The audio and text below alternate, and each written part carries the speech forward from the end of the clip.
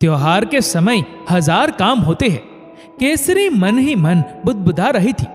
ऊपर से पहली बार दीपावली की तैयारी अकेले करना उसे बड़ा भारी लग रहा था।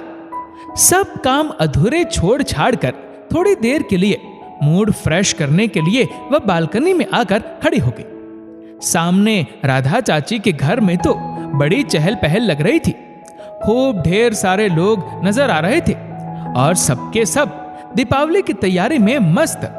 अभी केसरी मन में यही सोच रही थी, तभी राधा चाची दिखाई पड़ गई।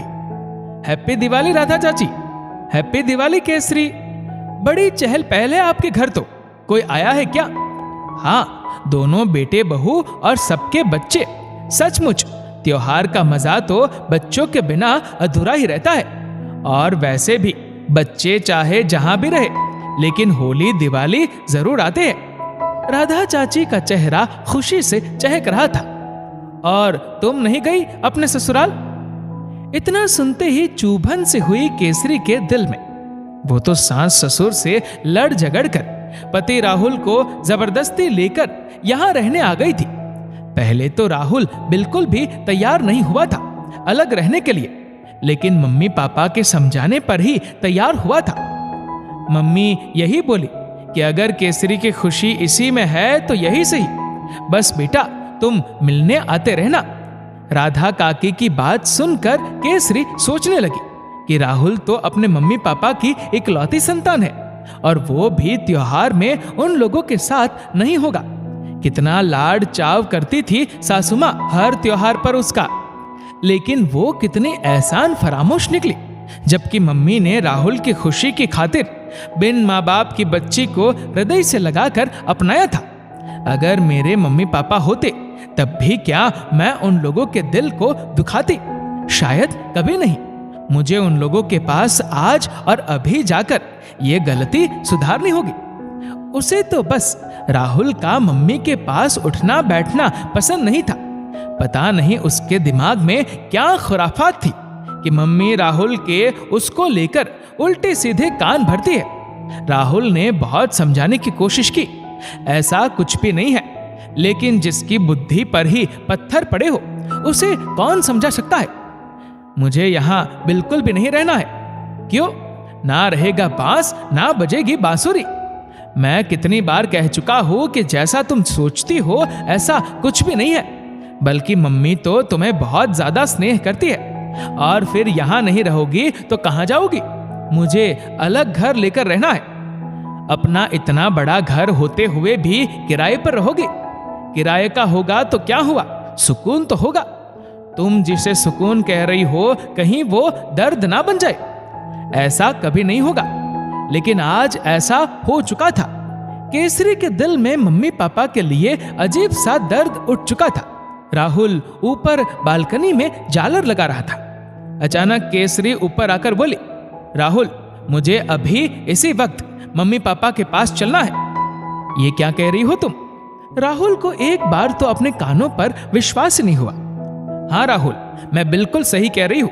मुझसे बहुत बड़ी गलती हुई, माँ बाप और बेटे के बीच में दीवार खड़ी करके।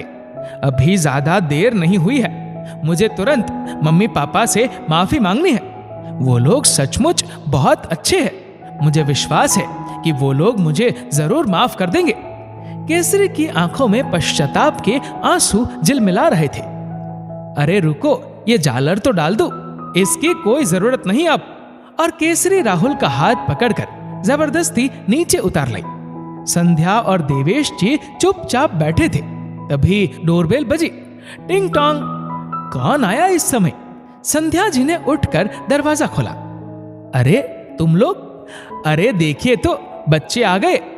बूझी बूझी संध्या जी के शब्दों में ना जाने कहां से जोश आ गया था। क्या कह रही हो तुम? कौन? क्या राहुल और केसरी आए हैं? हाँ जी, जल्दी आइए, देखिए हमारे परिवार की रौनक लौट आई। केसरी ने जल्दी से आगे बढ़कर सास ससुर के पांव छू लिए। मम्मी पापा मुझे माफ कर दीजिए। नहीं मेरे बच्चे, तुम लोग तो हमेशा ही मेरे दिल में रहते हो। ये क्या मम्मी जी, पूजा की कोई तैयारी ही नहीं की आपने? बस बेटा, अब तुम लोग आ गए तो बस अभी फटाफट तैयारी हो जाएगी। सुनिए जी, जल्दी से बाजार जाकर मिठाई, बताशे, दिया सब ले आइए। घर की लक्ष्मी लौट आई है। अब तो दीपावली हर साल की तरह खूब जोरदार तरीके से मनाएंगे। संध्या जी तो बेटे बहू के आने से बावली हुए जा रही थी।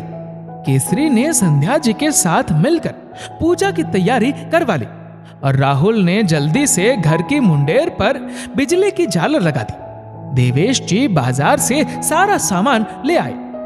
जिस घर में अभी थोड़ी देर पहले तक मायूसी छाई थी, वहां अब खुशियों के जगमग जगमग दीप झिलमिला रहे थे।